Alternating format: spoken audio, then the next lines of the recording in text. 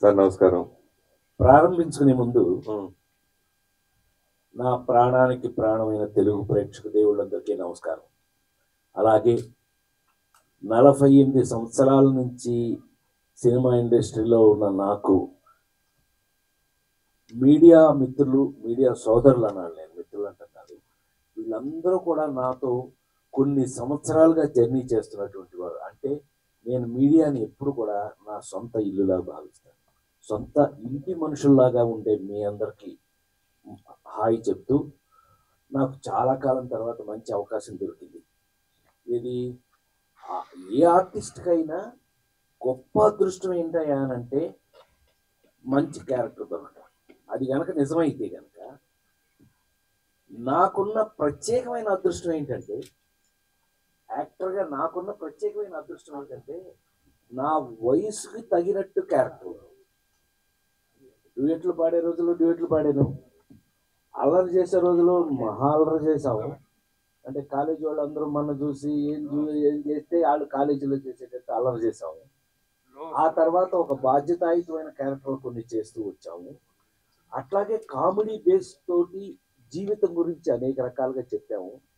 అలా చెప్తూ చివరికి వచ్చేటప్పుడు 6 ఎండవల 6 దగ్గర దాకా వచ్చాము.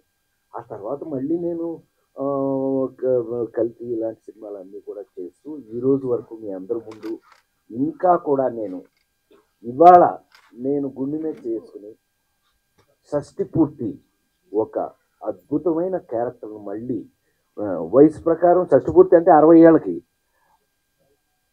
నిజ జీవితంలో షష్టి పూర్తి తప్పించుకుని అమ్మాయి అనుకుని మా పిల్లలకి దగ్గర నుంచి తప్పించుకున్నా. సినిమాలు తప్పించుకోవడం కుదరలా. షష్టి పూర్తి సినిమాలు చచ్చినట్టు చేస్తారు. అంటే మీ అందరి దగ్గర నేను తప్పించుకోకుండా నా షష్టి పూర్తిని ఇంత నాకు అద్భుతమైన సాటిస్ఫాక్షన్ ఇస్తూ ఒక సినిమా చేయటం జరిగింది. ఇంకా మీదట మీరు అడగాలి, ఎందుకనంటే మీకేమనిపించిందో వాళ్ళందరికీ అదే అనిపిస్తుందని నాకు తెలుసు కాబట్టి. So please. మీ పెద్దవాడ, ఇప్పుడు మీ విజయవాడలో ఈ సినిమా ట్రైలర్ లాంచ్ చేయటం, ప్లస్ అక్కడ ఇప్పుడు డెవలప్మెంట్స్ గురించి కానీ, ఇప్పుడు మొత్తం సినిమా ఇండస్ట్రీ గురించి పవన్ కళ్యాణ్ గారు చేస్తున్న దేని గురించి కానీ, వాటి గురించి మీరు ఏం చెప్తారు? 100% నా ఒక్కడికని కాదు, అందరూ చూస్తున్నటువంటి విషయమే. మేము యాక్చువల్గా రూపేష్ తెలుసు కదా, మీకు ఐడియా ఉంది, ప్రొడ్యూసర్ హీరో తన్ని యాక్చువల్గా రూపేష్ మీకు చిన్న ఐడియా ఉంటే కనుక ఆర్బి చౌదరి గారి కజిన్. ఆర్బి చౌదరి గారు అంటే 100 సినిమాలు తీశారు మన రామానాయుడు గారి లాగా. తమిళ, మలయాళం, తెలుగు, కన్నడ అన్నీ కలిపితే ఆయన హిందీ మొత్తం 100 సినిమాల పైన తీశారు. ఆయన కజినే కాబట్టి చిన్నప్పటి నుంచి తన సినిమా ఫాలో అవుతున్న వ్యక్తి. వాళ్ళు నన్ను అడిగినప్పుడు సలహా నాకు అనిపించింది ఏంటంటే, కొత్తగా ఉంటుంది అనుకుని అమరావతిలో ఫస్ట్ ఫంక్షన్ చేద్దామని వెళ్ళాం. యాక్చువల్గా టు బి వెరీ ఫ్రాంక్, నీకేం చెప్పేదాన్ని నీకు తెలుసుగా, నేను ఎంత ఓపెన్గా మీ అందరితో మాట్లాడతాను, మీ అందరికీ తెలుసు. మనం ఇన్ని సంవత్సరాల నుంచి కలిసి ఉన్నాం. మనం యాక్చువల్గా అందుకు వెళ్ళాం అక్కడికి. ఇది అక్కడ ఒక ఫంక్షన్ స్టార్ట్ చేసుకోవాలి అమరావతిలోని. కానీ ఇన్ఫ్రాస్ట్రక్చర్ అమరావతిలో ఇంకా రెడీ కాల. అంటే ఇప్పుడు మనం గబుక్కున హైదరాబాద్లో మనం ప్రెస్ మీట్ మీ అందరిని పిలవాలి అని అంటే గబుక్కున ప్రసాద్ లేదా ఎఫ్ఎన్సీసీగా ఇట్లా వచ్చేస్తుంది ఏదో ఒకటి, రవీంద్ర భారత ఏదో ఒకటి. అక్కడ ఇంకా రెడీ కాల. తద్వారా మేము ఆ రోజున మాకు అంటే మరి 30 రిలీజ్ కదా మనకి, తద్వారా మనకున్న కంఫర్ట్ని బట్టి తుమ్మలపల్లి కళాక్షేత్రంలో చేసేయటం జరిగింది. సో అక్కడ యాక్చువల్గా అమరావతిలో ఫస్ట్ సినిమా ఫంక్షన్ చేద్దామని వెళ్ళాం. ఎందుకంటే మీకు అర్థమైంది, ఈ పాటికి ట్రైలర్ చూసేటప్పటికి అర్థమైంది, ఇది ప్రతి ఇంటి కథ, ప్రతి ఇంట్లోనూ జరిగేటటువంటి కథ.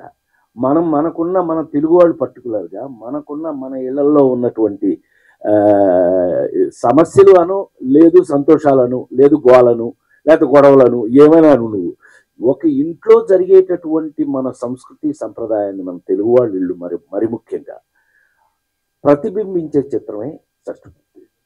సో అందుకని ఇక్కడ ఎలాగో చేస్తాం, హైదరాబాద్లోనూ వరంగల్లోనూ ఒకటి చేద్దాం అనుకున్నాం. సో అక్కడ ఒకటి చేసి అమరావతిలో ఒకటి చేసి సరదాగా ఇక్కడికి వచ్చి, కొత్త రాజధాని కదా అని అక్కడ చేసి ఇక్కడికి వచ్చి చేద్దాం అనుకున్నాం. అందుకని అక్కడ చేయటం. మీరు లెజెండరీ యాక్టర్ ప్లస్ సేమ్ ఎన్నో అద్భుతమైన సినిమాలు హీరోగా చేశా కానీ ప్రొడ్యూసర్గా మేడమ్, రాంబంటు ఇలా మీరు తీసిన సినిమాలు చిరస్థాయిగా ఉండిపోయే అద్భుతమైన సినిమాలు. రాంబంటు సినిమాలు నేను కూడా ఆర్టిస్ట్ ఇంట్రొడ్యూస్ అయ్యాను మీ సినిమా అనుకోండి. సో ఒక నిర్మాతగా ప్లస్ యాక్టర్గా ఇప్పుడున్న పరిణామాల గురించి మీరు ఏం చెప్తారు అంటే? ఇది 2 పద్ధతులు ఉన్నాయి మరి. మొహమాటం లేకుండా మాట్లాడుకోవటం, కొద్దిగా మొహమాట పడుతూ మాట్లాడటం. మనకు మొహమాటం లేకుండా మాట్లాడటమే మొదటి నుంచి అలవాటు మనకి. మీ ముందు నేను గత 30 సంవత్సరాలకి మీ ముందు ఉన్న దాని ప్రకారం అయితే గత 30 సంవత్సరాలుగా మొహమాటం లేకుండా మాట్లాడేయాలి అంటే కనుక సినిమా పరంగా తమ్ముడు బోల్డ్ అంత మార్పు వచ్చేసింది, విపరీతమైన మార్పు వచ్చేసింది.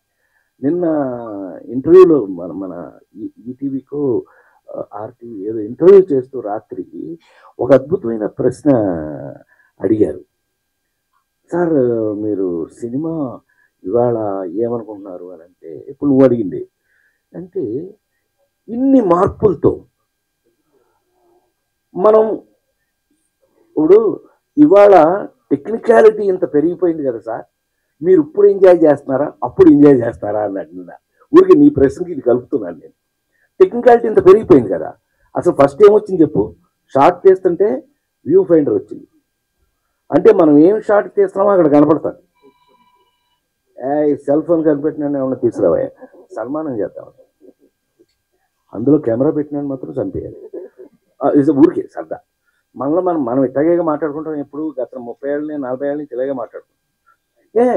ఈ పెరిగిన టెక్నికాలిటీలో అక్కడ ఏమవుతుంది, గబుక్కున మనం తీసిన షాట్ అక్కడ నువ్వు గబుక్కు నువ్వు చిన్నతనం అయినా కూడా నువ్వు నన్ను డైరీ స్టైల్ దగ్గర నుంచి రాజేంద్ర దగ్గర నుంచి అన్నీ చూసావు కదా. ఆ సినిమాలు చేసేటప్పుడు మరి మీకు ఇదంతా లేదు కదండి, ఇంత అడ్వాన్సిటీ, ఇంత మార్పులు, ఇన్ని రకాలైనటువంటి గొప్ప విషయాలు అప్పుడు లేవు కదా అంటే సత్యంగా ఈ విషయాలు అప్పుడు లేవు, ఈ డిస్టర్బెన్స్ కూడా లేదు. ఒక షాట్ తీగానే నెక్స్ట్ షాట్ ఏంటని ఆలోచించే వాళ్ళమే తప్పితే తీసిన షాట్ కూర్చుని 15 సార్లు చూసి నన్ను అతిపెద్ద హీరోలతో తెలుగులో ఇప్పుడు నేను చేయని ఎవరు మహేష్ దగ్గర నుంచి దగ్గర నుంచి అందరూ మా బన్నీ దగ్గర నుంచి అందరితో చేస్తానుగా. ఏదో ఒక సినిమాలో ఒక షాట్ యాక్ట్ చేసిన 7 టేకులు అయినాయి అబ్బాయి, 7 టేకులు. చాలా పెద్ద సినిమా, అది చాలా బాగా ఆడిన సినిమా, దాని సంగతి అనవసరం వదిలేయండి. వెళ్ళి కట్ అన్న తర్వాత వెళ్ళి ఆ హీరో గారు దాని ముందు కూర్చున్నాడు. 7 టేకులు, నేను ఫస్ట్ టేక్ నుంచి 7 టేకులు అయిన తర్వాత బయటకు వెళ్ళిపోతూ అతను ఎప్పుడైతే మానిటర్ దగ్గర కూర్చుంటున్నాడు, ఏదో ఒకసారి ప్లే చేయండి అంటున్నాడు, ఫస్ట్ టేక్ ఓకే అని వెనక నుంచి అనుకుంటూ నేను బయటకు వెళ్ళిపోయాను. మనకేమో ఈ మానిటర్ చూడటాలు, దాన్ని చూసి యాక్ట్ చేయటాలు, యాక్ట్ చేసింది చూడటాలు మనకు అలవాట్లేదు. ఊరి సరదాగా చెప్తాను సమా, జస్ట్ సరదాగా తీసుకోండి. ఆ హీరో గారు దాని ముందు కూర్చుని నువ్వు నవ్వుకో, నీకు అలవాటు చేయలేదు, ఇతను చంపేస్తారన్న వ్యూ ఫైండర్ చూస్తే సరే నా మాట విన్నాడు కాబట్టి పర్లేదు ఓకే. సో చూశాడు ఫస్ట్ టేక్, మళ్ళీ రెండో టేక్, మళ్ళీ రెండో టేక్. టోటల్గా ఎంతసేపు పట్టింది అనుకుంటున్నారు? 45 నిమిషాలు పట్టింది. 7 టేకులు చూసి చివరికి లేచి ఆ హీరో ఫస్ట్ టేకే ఓకే అని అంతేగా ఉంటుంది. ఇది ఎందుకని నాకు ఎందుకు అలా ఈ వేల్ట్కి నేను అక్కడికి వెళ్ళను. ఎవరన్నా ఇలాంటి వాళ్ళు వెళ్ళి చూస్తానంటే కూడా నువ్వు డైరెక్షన్ చేస్తున్నావా అని అడుగుతా. అదేంటి అంటే అది వాళ్ళ పని, నీ పని కాదు. ఆ షాట్ ఓకేనా కాదని వాళ్ళు చూసుకుంటారు, లేదంటే 1 more వాళ్ళు తీస్తారు. ఇప్పుడు ఈ డిస్కషన్ మనం ఇలా సరదాగా డిస్కషన్ చేసుకున్నట్టయితే పెరిగిన టెక్నిక్లో అంటే అందువల్ల ఉపయోగం లేదా అనంటే ఉపయోగం విపరీతంగా ఉంది. లేదని నేను అన్నాను. ఆ చూసుకునే అందులో ఏదైనా మిస్టేక్లు ఉంటే మరి దాన్ని రెక్టిఫై చేసుకుని మళ్ళీ చేసుకుంటాం. బట్ ఎవరు ఏంటి నాకు తెలిసి పెరిగిన టెక్నిక్లో పెరిగిన ఈ ఈ ఈ లేటెస్ట్ దీంట్లో చాలా టైము వేస్ట్ అవుతుంది అనేది నా అభిప్రాయం, నా పర్సనల్, నువ్వు నన్ను అడిగావు నా పర్సనల్ అభిప్రాయం. బట్ అయితే ఇప్పుడు సెల్ ఫోన్ కనిపెట్టారండి, cell phone is for good or bad అంటే సెల్ ఫోన్ కనిపెట్టిందే అద్భుతంగా 1 సెకండ్లో అమెరికా టక్కున మా అబ్బాయి గబుక్కుని మాట్లాడేది, అందుకోసం కనిపెట్టబడింది. అంతేగాని దాంట్లో మార్ఫింగ్ చేసి దాంట్లో నాన్ సెన్స్ చేసి ఎవరో అకౌంట్లో డబ్బులు కొట్టేసి ఈ చేయమని కాదు కదా అది కనిపెట్టింది.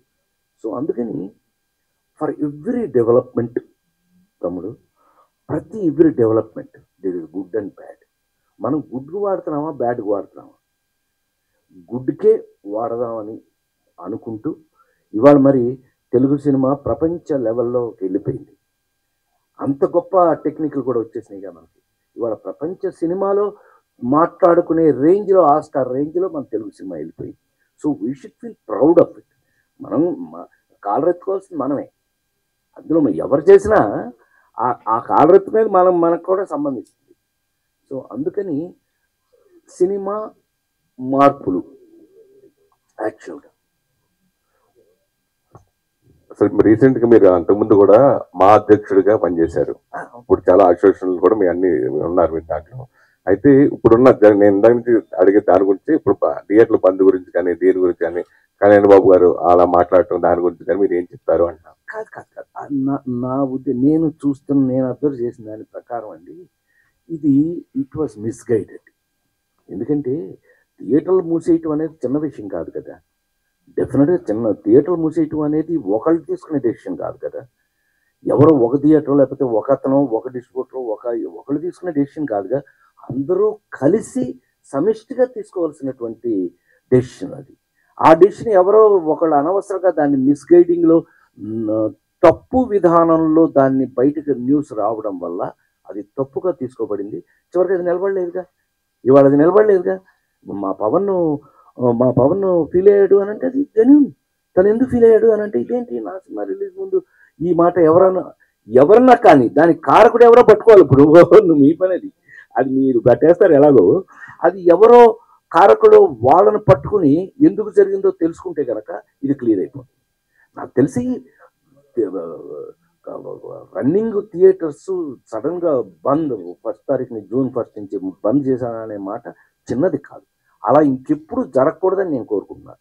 ఇది 48 సంవత్సరాలుగా ఇండస్ట్రీలో ఉండి అలా పిచ్చి డెసిషన్ గబుక్కుని ఏదో ఎవరో అన్నారండి, ఎవరో అన్నది అందులోకి వచ్చేసింది, అది మీ అందరికీ ఎవరో చెప్పుకుంటారు, ఆటోమేటిక్గా మీరే చేస్తారు. మీకేముంటుంది, న్యూసే కదా మీకు.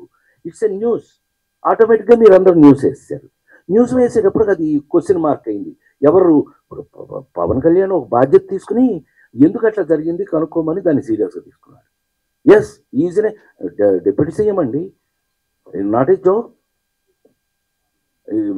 మామూలుగా అవ్వలేదుగా. తను డిప్యూటీ సీఎం అయ్యాడు. ఇవాళ ఆన్సరబుల్ టు ఎనీబడి, పబ్లిక్ అందరికీ ఆన్సరబుల్ పొజిషన్లో ఉన్నాడు కాబట్టి దాన్ని సీరియస్గా తీసుకున్నాడని నేను అనుకుంటున్నాను.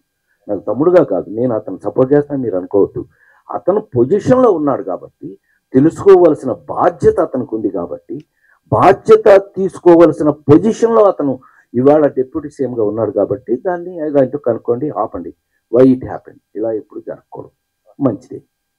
ఎందుకు జరిగిందో తెలియదు కానీ ఇంకెప్పుడు ఇలా జరగకూడదు అనేది మాత్రం 100% ఒక మంచి డిసిషన్. Hi sir. సార్ నమస్తే సార్. నమస్కారం సార్ ఈ 48 ఏళ్ళ కెరీర్లో మీరు ఎన్నో అద్భుతమైన పాత్రలు పోషించారు, నవ్వించారు, ఏడిపించారు, అన్ని రకాలుగా ఆకట్టుకున్నారు ప్రేక్షకుల్ని.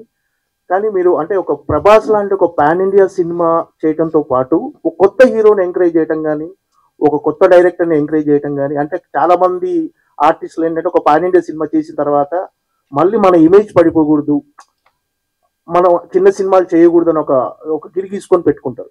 మీరు మాత్రం పాన్ ఇండియా సినిమాతో పాటు ఒక చిన్న సినిమాను కూడా చేయడంలో ఎప్పుడు ముందుంటారు. సో అంటే ఈ డిసిషన్ తీసుకోవడానికి కారణం ఏంటి అంటే, మనం ఎప్పుడు ఖాళీగా ఉండొద్దు, ఏదో ఒక సినిమా చేస్తూ ఉండాలి, ఖచ్చితంగా మనం ఇలా కంటిన్యూ అవుతుండాలని ఒక ఒక అభిప్రాయమా, లేకపోతే కొత్త వాళ్ళని కూడా ఎంకరేజ్ చేస్తూ వాళ్ళ టాలెంట్ని బయటికి తీసుకురావడం మీ యొక్క సదుద్దేశం అవుతుంది? మంచి అద్భుతమైన క్వశ్చన్. ఎందుకనంటే నాలాంటి వాడిని అడగాల్సింది అదే క్వశ్చన్. ఎందుకనంటే 48 సంవత్సరాల సినిమా మీ అందరికీ తెలుసు. మీ ముందే నేను ఇక్కడున్న మీ రాజేంద్ర ప్రసాదే తమ్ముడు సెల్ ఫోన్ ఎవరికైనా పెట్టాడే కాదు, మీ ముందే నేను ఇన్ని సంవత్సరాలు ఏముంటుంది మీకు తెలుసు కదా. ఇంగ్లీష్ సినిమా హీరోగా యాక్ట్ చేశాను నేను. ఏమండి, నేను ఇంగ్లీష్ సినిమాలో క్విగ్గన్ మురుగన్ అని, మీరు ఇప్పుడు కావాలంటే ఒకవేళ స్టార్ మూవీస్లో అమ్మాయి ఇవాళకి వేస్తారు ఆ సినిమాని. ఇంగ్లీష్ సినిమాలు వేస్తారు కదా, ఆ సినిమాలతో పాటు క్విగ్గన్ మురుగన్ కూడా వేస్తారు. ఇంకా మీరు సంతోషపడతాను అని అంటే మీరు సంతోషపడ, మీరు అందరూ నాకు తమ్ముళ్ళేగా. ఇంకా సంతోషపడతాను అని అంటే కనుక ఎమిరేట్స్ ఫ్లైట్, ఇంటర్నేషనల్ ఫ్లైట్ ఎక్కితే అందులో చాయిస్ చూసుకుంటే క్విగ్గన్ మురుగన్ ఉంటుంది. అది ఒక ప్రివిలేజేగా. సో అంతవరకు వెళ్ళి మీరు మంచి మాట అన్నారు. యాక్చువల్గా ఏమైందంటేనండి, 20th సెంచరీ ఫాక్స్ వాళ్ళు కదా, వాళ్ళు కొనుక్కున్నారు కదా ఆ సినిమాని. తర్వాత వాళ్ళు ఫ్రాంచైజ్ తీసుకోవడానికి ట్రై చేశారు. తర్వాత ఆ ప్రొడ్యూసర్కి వాళ్ళకి మధ్యన వచ్చిన ఏదో టెక్నికల్ ప్రాబ్లమ్స్, మనకు సంబంధం లేదు, మనకు తెలియదు కూడా, నాకు నిజంగా తెలియదు దాని గురించి. యాక్చువల్గా రన్ అయి ఉన్నట్టయితే ఈ పాటకి క్విగ్గన్ మురుగన్ 1 చేశాం కదా, 2, 3, 4 జరిగి ఉండాల్సింది ఈ పాట. ఆ 3 ప్రపోజల్స్ ఆల్రెడీ ఉన్నాయి. క్విగ్గన్ 1, క్విగ్గన్ 2, క్విగ్గన్ 3, క్విగ్గన్ 4 వరకు కథలు ఇవి. ఇప్పుడు 2 రెడీ అయింది ఆల్మోస్ట్. ఈ సమ్మర్ అయిపోయిన తర్వాత స్టార్ట్ అవుతుంది అది. దీంట్లో కొత్తగా యాడ్ అయిన, ఇప్పుడు కొత్తగా తీస్తున్న సినిమాలో యాడ్ అయింది ఏంటంటేను ఆర్టిఫిషియల్ ఇంటెలిజెన్స్తో కొన్ని సీన్లు చేస్తున్నాం దాంట్లో. అది మీకు ఫోన్ తెలుస్తుంది. Thank you. అయినా ఈ రోజుకి మీరు అన్నమాట నిజం కనుక అయినట్టయితే, నేను నిజంగా నిన్న సింగిల్, అదేది మా అల్లు అరవింద్ తీశాడు సింగిల్ అనే సినిమా, అందులో ఆ డైరెక్టర్, కొత్త డైరెక్టర్, తమిళ్ డైరెక్టర్, కొత్త డైరెక్టర్ అరవింద్ గారితో నాకు ఫోన్ చేపించి వచ్చి అతను, సార్ కరెక్ట్ 3 సీన్లు అండి, ఎగ్జాక్ట్గా ఇంట్రడ్యూస్ అవుతాను మన హీరోకి, శ్రీ విష్ణుతో ఇంట్రడ్యూస్ అవుతాను, వెళ్తాను, ఇద్దరు కలుపుతాం, తాగుతాం, పార్టీ చేస్తున్నాను. అతను నాకు హెల్ప్ చేశాడు, ఏదో బ్యాంకులో లోన్ ఇవ్వడానికి, బ్యాంక్ లోన్ తీసుకున్నాడు. కరెక్ట్గా నేను బంగారం మీ దీంట్లోనే పెడతాను, మా అమ్మాయి బంగారం పెడతాను, మా అమ్మాయి మంది వేసుకుని మా అమ్మాయిని చేసుకుంటా. ఇట్లా అంత ఫ్రెండ్షిప్ అయిన వాడు చచ్చిపోయాడు. ఆ డైరెక్టర్ ఏమంటారంటే, ఈ క్యారెక్టర్ మీరు కాకపోతే ఈ కత్తితో అనవసరం అండి. అంటే నేను నా గురించి చెప్తున్నాను అనుకోవద్దండి, అతను అన్న మాట చెప్తాను. ఏంటి అంటే, ఆ వెయిట్ లేకపోతే ఆ సినిమా, ఆ కథ నిలబడదండి. ఇప్పుడు మీకు ఆన్సర్ చెప్తాను నేను, మీరు అడిగిన దాన్ని. నేను ఆ క్యారెక్టర్ చేస్తుండకపోతే ఇవాళ ఏమైందో తెలుసా? అరవింద్ గారు ఫోన్ చేశారు నాకు. థ్యాంక్స్ అరవింద్, ఎందుకనంటే వాళ్ళ నాన్న నా అల్లు రామలింగయ్య గారే ఒరే నాకు కొడుకు భలే చేస్తున్నావు అనేవాడు ఆయన. అంత ఇష్టం ఆయన నేనంటే. ఇక వీళ్ళకి వచ్చేసింది అదంతా. బావా, అరవింద్ గారు ఫోన్, బావా థియేటర్లో భలే ఎక్కేసింది బావా, నువ్వు వచ్చిన తర్వాత గుండె చల్లు మంది నాకే అని అన్నాడు. అంటే అదేం బా, క్యారెక్టర్ కదా, అదేనా క్యారెక్టర్ వేరు, ఎవరు చేశారు వేరు. ఇది నేను నమ్మిన వాడిని.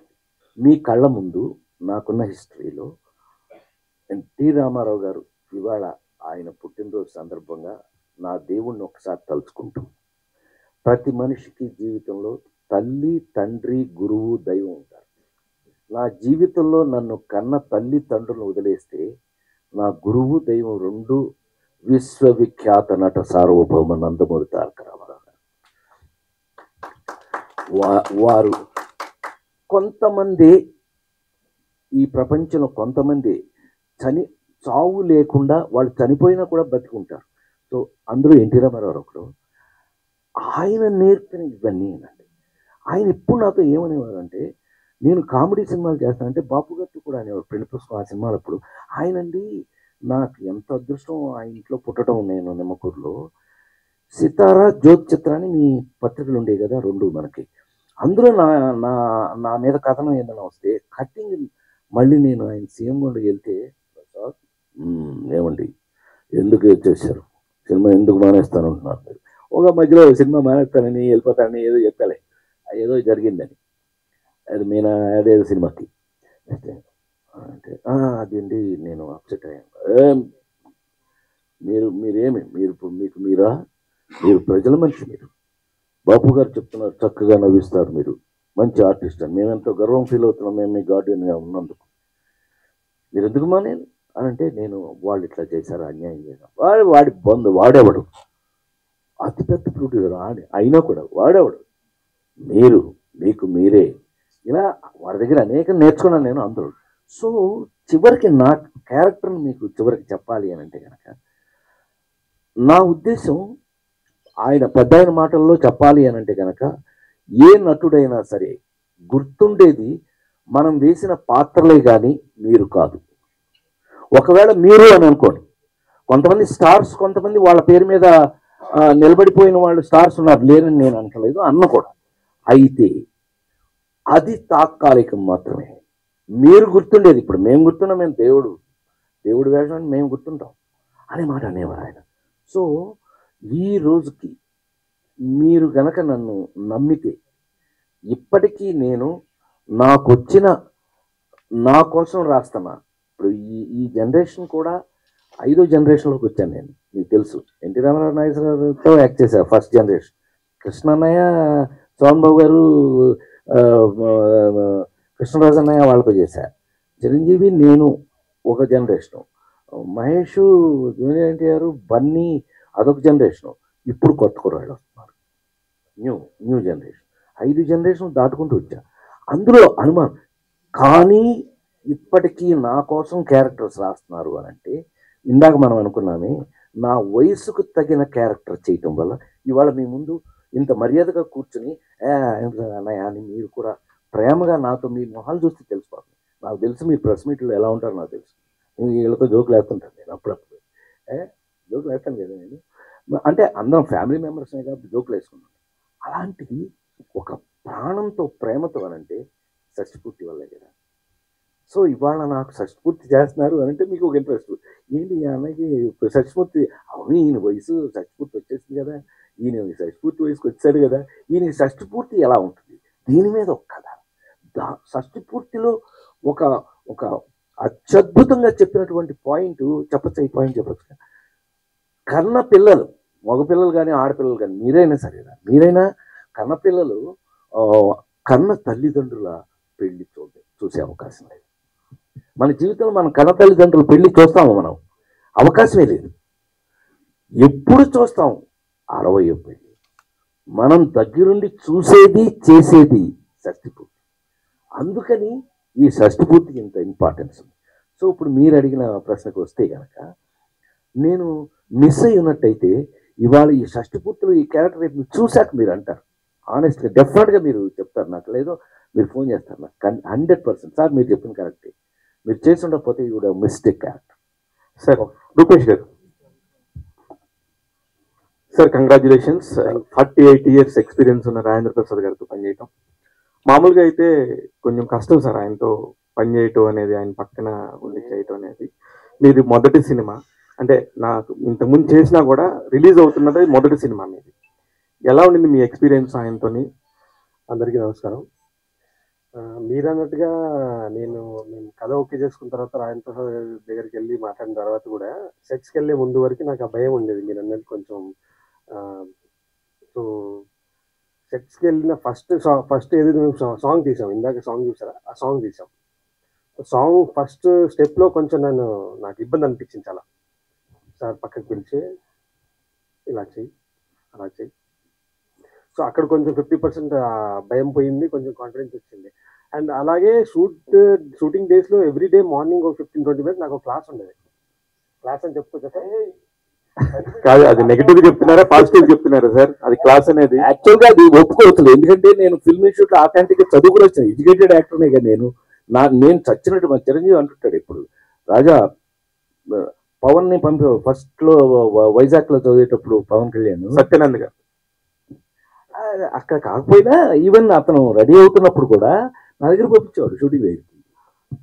రూపేష్ గారు సార్, ఇప్పుడు రేపు ఎల్లుండి రిలీజ్ అవుతుంది, ఎలా ఉండింది సార్ ప్రెజర్? యాజ్ అ ప్రొడ్యూసర్గా ప్రెజర్ ఫీల్ అవుతున్నారా, హీరోగా ప్రెజర్ ఫీల్ అవుతున్నారా? ప్రెజర్ ఏం లేదు సార్, చాలా ఆనందంగా ఉంది. జస్ట్ స్క్రీన్ మీద చూసిన తర్వాత ఆడియన్స్ నన్ను చూసి ఎలా రియాక్ట్ అవుతారు అనేది చూడాలి కల్లా. చైతన్య కృష్ణ గారు సార్, నా పేరు మర్చిపోతే ఎలాగా శివ? Sorry sir, Chaitanya Prasad. రాజేంద్ర ప్రసాద్ గారు కనబడగానే మీ పెన్ను మంచిగా డాన్స్ చేస్తారు సార్.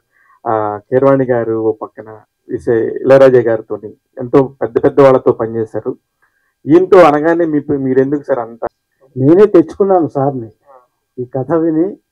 ఇళయరాజా గారికి షష్టిపూర్తి పాట రాసిన తర్వాత ఎవరి మీద ఈ పాట పండుతుంది, ఆ ముఖం కావాలి, ఆ స్టేచర్ కావాలి అని ఎవరు అనుకుంటున్నారని డైరెక్టర్ గారిని ప్రొడ్యూసర్ గారిని అడిగాం. రాజేంద్ర ప్రసాద్ గారు ఇంకా నాకు కావాల్సింది అదే కదా.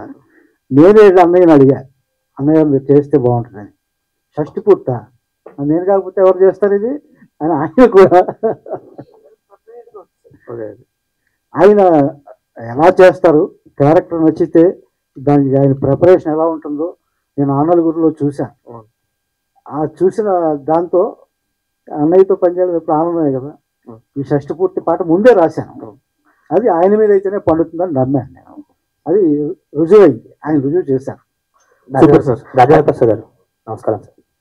నమస్కారం. 48 years ఇండస్ట్రీ, హీరోగా ఎన్నో గొప్ప సినిమాలు చేశారు. అండ్ సెకండ్ ఇన్నింగ్స్ లో ఇప్పుడు గొప్ప గొప్ప పాత్రలు చేస్తూనే ఉన్నారు కూడా ఇంకా. సో యాజ్ యాక్టర్ గా ఆకలి తీరిందా సార్? మీ డ్రీమ్ రోల్ ఏముంది? మీరు అంటే నాకంటే ముందు అనేక మంది పెద్దవారు, అంటే రామారావు గారు, నాగేశ్వరరావు లాంటి పెద్దలు అన్నమాట ఏంటో తెలుసా, కళ ఒక సముద్రం లాంటిది. సింపుల్గా నీకు అర్థమైపోద్ది. సముద్రాన్ని మనం ఎప్పటికి తాగాలి, సముద్రాన్ని మనం ఎప్పటికి చూడాలి, ఒక జీవితం సరిపోదు. కళ కూడా అంతే. వచ్చే అవకాశాలను బట్టి మనం ఆ నలుగురు ఎప్పుడు మాట అనుకునే వాళ్ళం, ఎప్పుడు మనకన్నా మనకు వచ్చిన అవకాశం గొప్పది. సో ఇవాళ ఈ అవకాశం రాలేదు అని అనుకోండి, ఈ వయసుకి కరెక్ట్గా ఇది మనం చేయగలిగింది ఏముండదు. కానీ అవకాశాలు ఇలా వస్తున్నప్పుడు మాత్రం నువ్వు అన్న దాహం తీరటం అనేదో, ఆకలి తీరటం అనేది ఉండదమ్మా. అసలు మీరు నమ్మి తీరాలి. వీళ్ళు ఉన్నారని మరీ చిన్న పిల్లల ముందు ఒప్పుకోవడం బాగోదేమో నాకు తెలియదు, కానీ నాకు అలాంటి మొహాటాలు లేవు. మీకు తెలుసు ఆ విషయం. గాడిద గుడ్డు భయపడి చచ్చాను. ఎందుకంటే 3 వేరియేషన్స్ ఉన్నాయి అబ్బాయి ఈ సినిమాలో. ఈ చూసారుగా ఇందాక సైకిల్ వేసుకుని లేడీస్ టైలర్. మీకు ఎప్పుడు లేడీస్ టైలర్? నువ్వు పుట్టినప్పుడుది. నిన్ను చూస్తుంటే అట్లా అనిపిస్తుంది. అవలా నువ్వు పుట్టిన ఒక 40 ఏళ్ళు అవలా? అవలా వాడు పుట్టలేదు, వాడికి పెళ్ళవలేదు. అమ్మ చూసావా, మరి అంతకు ముందు లవ్ చేసుకున్న బ్యాచ్ అది. అప్పుడు ఇతను సార్ నాకు అదే కావాలంటారు. ఊరిని వాయిస్ దగ్గర నుంచి, ఏమండి ఆహార్యం దగ్గర నుంచి, గెటప్ దగ్గర నుంచి, బెల్ బాటమ్ ప్యాంటు దగ్గర నుంచి, సైకిల్ దగ్గర నుంచి, పైగా ఆ గోదావరిలో మనకి ఇప్పటికీ గోదావరి కదా అది, ఆ గోదావరిలో తీసుకెళ్ళి సైకిల్ వేసి రమ్మంటాడు అంటాడు కెమెరా పక్కన వచ్చి. సరే మనం తొక్కాలి అనుకుని చిన్న మనసులోనేమో మనసు పెట్టుకుని తొక్కాలి అనుకుని మనకున్న యాటిట్యూడ్. నా అదృష్టం ఏంటంటే నా యాటిట్యూడే.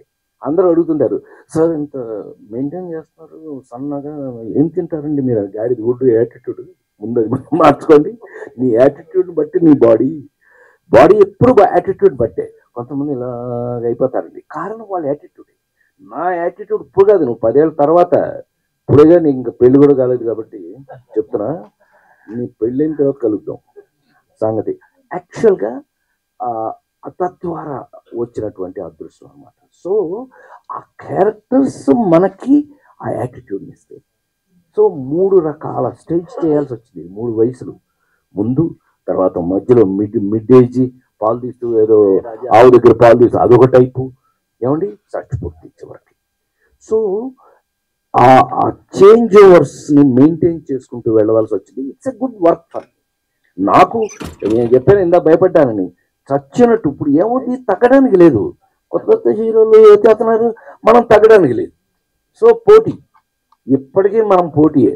ఏమండి ఆ ముసలాయన ఫీల్ అవుతాడు ఇళయరాజా, ఆయన ఏంటి మావాడు టైలర్ అంటాడు. లేడీస్ టైలర్ కదా బిగినింగ్లో ఆయన చేసింది. టైలరా వాడు అంటాడు నన్ను. ఆయనకి ఎంత ప్రేమ అంటే లేడీస్ టైలర్ డబుల్ పాజిటివ్ చూసి వాడిని తీసుకురానంటే వంశీని, అట్లా ఒరే అంటాడు. అప్పటి నుంచి ఇప్పటికి.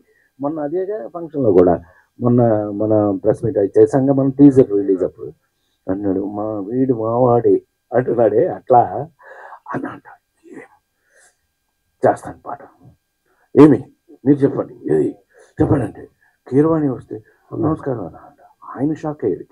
కీరవాణి గారు ఎప్పుడైతే వెళ్ళి పాట రాస్తున్నాడు అంటే ఆయన షాక్ అయ్యారు. ఈ సినిమాలో మామూలుగా ఉండదు, మేము ఎక్స్పెక్ట్ చేయాలి ఆయన అంత అద్భుతంగా రాస్తాడు అని. కీరవాణి అని ఎంత అద్భుతంగా రాశాడు, ఆయన షాక్ అయ్యాడు ఇళయరాజా గారి. So it is because of work అమ్మ. నీకు నచ్చిన పని నీకు తెలుసు కానీ ఇంజనీరింగ్ ఫస్ట్ క్లాస్ చదివా తెలుసు కదా, ఇంజనీరింగ్ ఫస్ట్ క్లాస్ అది తీసుకెళ్ళి మా నాన్నకి ఇచ్చేసి మనం ఎన్టీ రామారావు ఎమ్మటపడి మద్రాసు చెప్పారు. ఫిల్మ్ ఇన్స్టిట్యూట్లో వాళ్ళు నన్ను తప్పించుకోవడానికి ఫిల్మ్ ఇన్స్టిట్యూట్లో పారేశారు. వాళ్ళు పారేశారు కదా, మనం గోల్డ్ మెడల్తో ఎంటర్ అయ్యాం. అమ్మో గోల్డ్ మెడల్ అని first time NT Rama Rao hug చేసుకున్నారు. ఫస్ట్ టైం లైఫ్లో, జీవితంలో ఫస్ట్ టైం. చాలా సంతోషం. మీరేంటి ఎంత సీరియస్? చాలా సంతోషం. ఒకటి గుర్తుపెట్టుకోండి, ఈ సినిమా ఇండస్ట్రీలో నిలబడాలి అంటే ఎక్స్ట్రా మాట్లాడుతున్నానా? చెప్పచ్చు కాదు, చెప్పదు. నువ్వు ఈ ఇండస్ట్రీలో ఫస్ట్ ఎత్తుకోవడం తెలియదు. ఎప్పుడైతే పావలా గోల్డ్ మెడల్ చూపించి సర్టిఫికెట్ చూపించానో హక్ చేసుకుని ఆయన తీసి, అంటే ఆ మహానుభావుల మెచ్యూరిటీ ఎలా ఉంటుందని దానికి చిన్న ఎగ్జాంపుల్ మీకు సరదాగా చెప్తున్నా. ఈ ఇండస్ట్రీలో మేము నిలబడాలి అంటే మేము ఒక టాస్క్ ఇస్తాం, మీరు ఆలోచించండి. మీరే నన్నైనా బాలకృష్ణ అయినా హరికృష్ణ అయినా కూడా మీరే. ఆయన ఎవరిని నువ్వు అనరు. ఈ ఇండస్ట్రీలో మీరు నిలబడాలంటే మేమున్నాం. దేవుడి పాత్రలు వేయాలి అంటే మమ్మల్ని తెలుస్తారు. అదే సోషల్ ఇలా చూపించారు ఆయన. సోషల్ వేషాలు సమస్యలు వాటితో చేయాలి అంటే బ్రదర్ నాగేశ్వరరావు గారు ఉన్నారు. డిష్యూమ్ చేయాలి అంటే తమ్ముడు కృష్ణ ఉన్నాడు. ఒక అమ్మాయి కాకుండా ఇంకొక అమ్మాయితో ఇట్లా ఎంటర్టైన్మెంట్, ఒకరిని కాకుండా ఇద్దరు ముగ్గురిని అమ్మాయిల ప్రేమిగా తమ్ముడు సోహన్ బాబు ఉన్నాడు. మీరెందుకు పనికొస్తారు? మిమ్మల్ని ఎందుకు పిలవాలి అన్న. నువ్వు నవ్వుతున్నావు కానీ నాకు అప్పుడు పోయింది నవ్వు. అవుట్. వారం 10 రోజుల పాటు వుడ్లాండ్స్ హోటల్లో టిఫిన్ తింటాం, బీచ్ దాకా నడుచుకుంటూ వెళ్ళటం, నడుచుకుంటూ రావటం, నడుచుకుంటూ వెళ్ళటం. వారం 10 రోజులు అయిపోయింది. ఆల్మోస్ట్ మెంటల్ కనుక రోడ్లు ఏమంట ఇటు అవును ఇటు చెప్తాను నేను ఇటు ఇలా ఉంటారు చూడు. ఈ టైపు 10 రోజులు అయిపోయిన తర్వాత ప్రతి వాళ్ళకి, మీ అందరికీ చెబుతున్న, జీవితంలో మనకి ఎప్పుడైనా సమస్య వస్తే భగవంతుడు డెఫినెట్గా ఒక దోవ చూపిస్తాడు.